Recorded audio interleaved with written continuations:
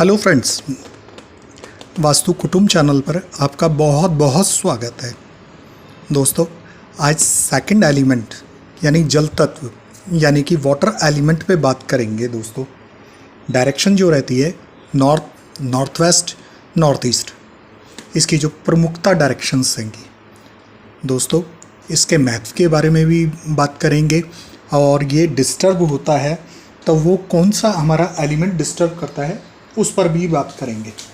दोस्तों, water element हमारे emotions का एलिमेंट है।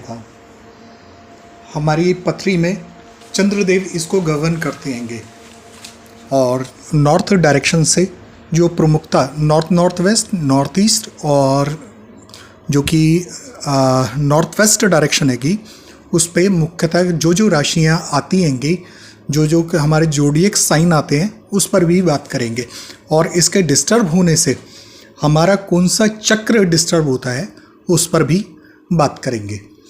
दोस्तों, जैसा कि पिछला वीडियो जो था मेरा, वह अर्थ एलिमेंट यानी मूलाधार चक्र से भी मैंने उसको रिलेट करा था कि अर्थ एलिमेंट हमारा डिस्टर्ब हो तो वह हमारे को किस प्रकार से हमें नुकसान पहुंचा सकता है, हमारे अंदर किस प्रकार से एक डर की भावना बनी रहती है कि जो कि डर होता नहीं है, हमें काल्पनिक रूप से वह डर लगता है।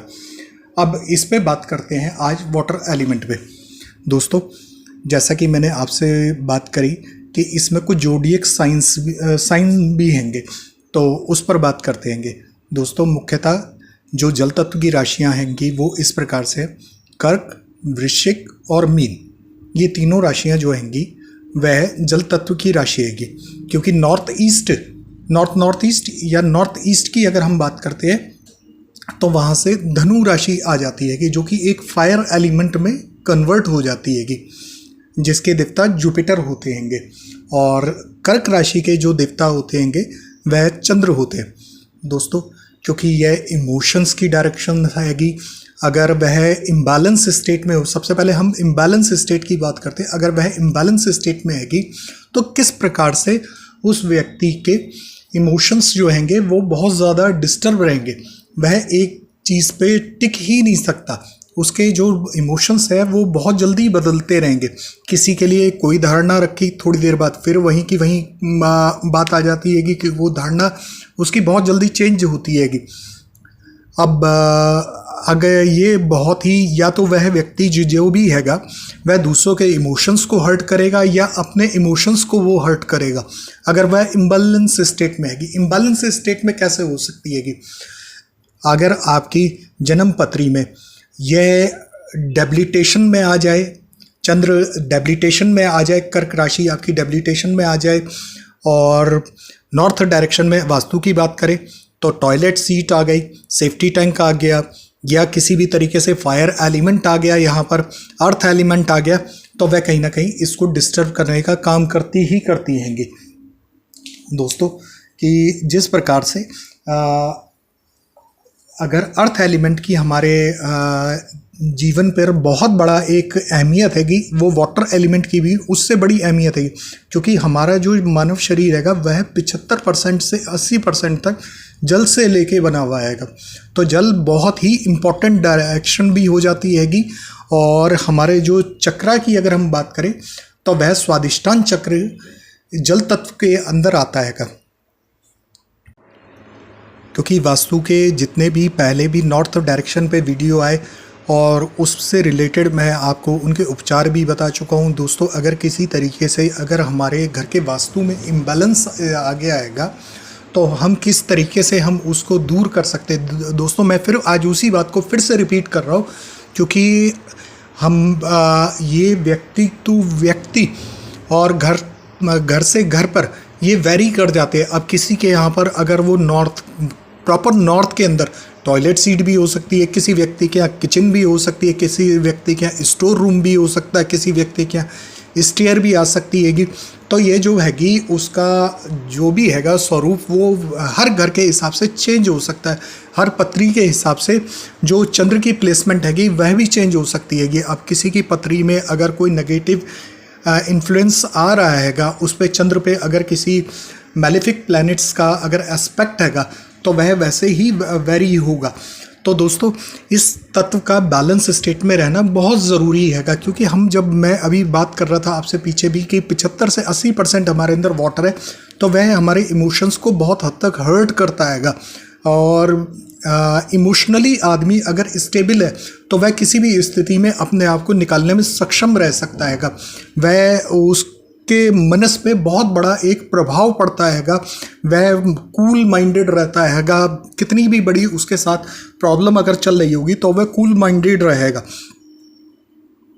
अब दोस्तों चक्र की बात करते हैं। स्वादिष्टान चक्र हमारे किस किस पर्पस के लिए होता है? दोस्तों हमारे अंदर क्रिएटिविटी टैलेंट भरने के लिए यह चक्र बहुत हद तक एक रिस्पॉन्सिबल होता हैगा। अगर हम इसकी स्वादिष्टान चक्र की बात करें तो यह नीचे से मूलाधार के बाद सेकंड प्लेसमेंट में आता हैगा।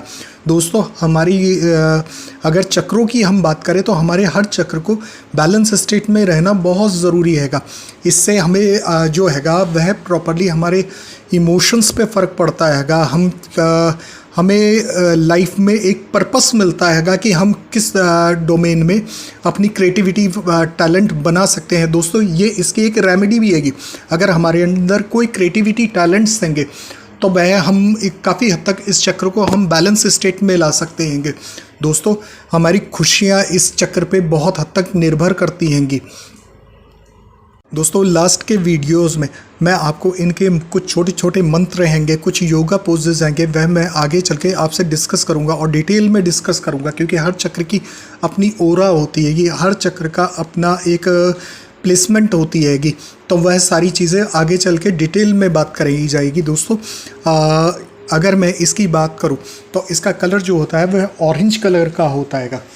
दोस्तों ये सोलर प्लेक्सस में हमारे बहुत ही इम्पोर्टेंट प्लेक्सस भी कहा जा सकता है। ये चक्र जो हैगा वो बहुत ही इम्पोर्टेंस रखता हैगा हमारे जीवन पर, हमारी खुशियों पर बहुत ज़्यादा वो रखता है। दोस्तों हम घर का वास्तु ठीक कर सकते हैं। हम पत्री में जो अगर वह चंद्र की हमारी नेगेटिव एस्पेक्ट पड़ रहा है तो कुछ मंत्र उच्चारण के द्वारा भी हम उसको दूर कर सकते हैं। पर वह कुंडली टू कुंडली हर व्यक्ति टू व्यक्ति जो हैगी वह वेरी करती हैगी।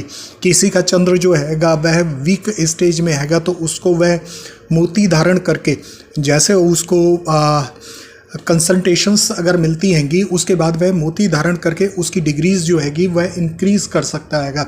कुछ मंत्र उच्चारण हैगा, कुछ शिव भक्ति भी हैगी, कुछ कृष्ण भक्ति भी हैगी, जो कि वह करके उसको काफ़ी हद तक अपने चक्र को बैलेंस स्टेट में भी ला सकता हैगा।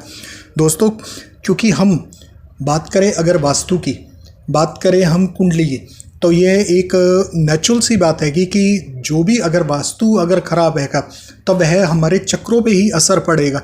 अगर हमारी जन्म कुंडली में अगर वह चंद्र की पोजीशन या अर्थ एलिमेंट की अगर मैं बात करूं, अगर वह प्लेसमेंट अगर ख़राब है तो वह हमारे जितने भी चक्रास हैं कि उन पर इफेक्ट डालेगा ही डालेगा। अगर अर्थ डिस्टर्ब हैगा तो वह मूलाधार पे डालेगा। इसी प्रकार से अगर हमारा वाटर एलिमेंट अगर कहीं ना कहीं डिस्टर्ब हो रहा हैगा तो वह कहीं ना कहीं हमारे स्वादिष्टान चक्र पे उसका प्रभाव पड़ेगा ही पड़ेगा। दोस्तों ये वास्तु जो हैगा या कुंडली की हम बात करते हैं तो कुछ भी अगर वहाँ पर गड़बड़ होती है तो वह हमारे किसी भी प्रकार के जो भी हमारे ऑर्गन्स हैं उस पर इफ़ेक्ट आएगा ही आएगा। वह वास्तु में हमें कोई भी चीज़ खराब दिखाई नहीं देगी, वह हमारे इमोशंस पे हमें महसूस होगी कि हमारे इमोशंस हर्ट हो रहेंगे।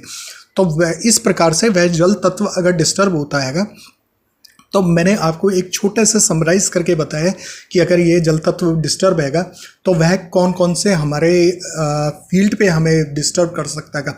दोस्तों अगर वास्तु की बात करें तो वास्तु में अगर यहाँ पर सेफ्टी टैंक हैगा तो वह किसी भी तरीके से एक बेटर उसकी प्लेसमेंट नहीं हैगी, क्योंकि यहाँ से अगर मैं बात करूँ N3, N4, N5 बहुत ही पॉजिटिव डायरेक्शंस हैंगी, क्योंकि नॉर्दर्न साइड जो हैगी वह हमारे देवताओं की साइड हैगी।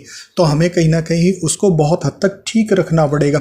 अट्रैक्शन की डायरेक्शन दोस्तों सबसे मेन चीज़ हैगी कि अट्रैक्शन की डायरेक्शन है, तो कहीं ना कहीं हमें इस डायरेक्शन को वास्तु के हिसाब से अगर बात करी जाए तो वह कहीं ना कहीं हमें बैलेंस करना पड़ेगा। कहीं ना कहीं अगर वह पर किसी भी प्रकार की अगर कोई गंदगी हैगी, कोई क्लैटर अगर वहाँ पर पड़ा हुआ हैगा, कोई स्टोर रूम है तो वहाँ से हमें वह रिमूव करना ही पड़ेगा। यहाँ पर हम स्टोर रूम दे नहीं सकते हैं किसी भी फॉर्म में। अगर हमारा कोई भारी सामान अगर वहाँ रखाएगा तो नॉर्थ साइड ब्लॉक होती है कि दोस्तों वर्स्ट केस में अगर आपकी जन्म पत्री में कोई बहुत अच्छी अगर कोई महादशा चल रही है, आपके पास पैसा आएगा, इन फ्यूचर वो पैसा टिकेगा नहीं आपके पास। अगर कहीं स्टोर रहेगा या कोई भी और दिक्कत हैगी तो वो कहीं आएगा भी और चलायमान रहेगा, क्योंकि वाटर की जो स्वभाव हैगा वह चलायमान हैगा। तो दोस्तों इस डायरेक्शन को बहुत हद तक पॉजिटिव रखिए। अब अगली वीडियो में मैं आपको स्वादिष्टान चक्र पे ही बेस बात करूँगा कि किस तरीके से हम उस चक्र को हम योगा पोजेस के द्वारा, मंत्र उच्चारण के द्वारा हम किस तरीके से हम उसको बैलेंस स्टेट में ले आते हैंगे, इस पर बात करेंगे दोस्तों ये वीडियो यहीं तक हैगा। मुझे सुनने के लिए आपका बहुत बहुत थैंक यू। अगर दोस्तों ये वीडियो सुनने के बाद किसी भी फॉर्म में अगर आपके कुछ चीज़ें रेक्टिफिकेशंस करने के बाद अगर आपको लाइफ में कोई पर्पस मिले तो दोस्तों प्लीज़ मेरे चैनल को लाइक, शेयर और सब्सक्राइब ज़रूर करिएगा। तब तक के लिए मुझे सुनने के लिए आपका थैंक यू।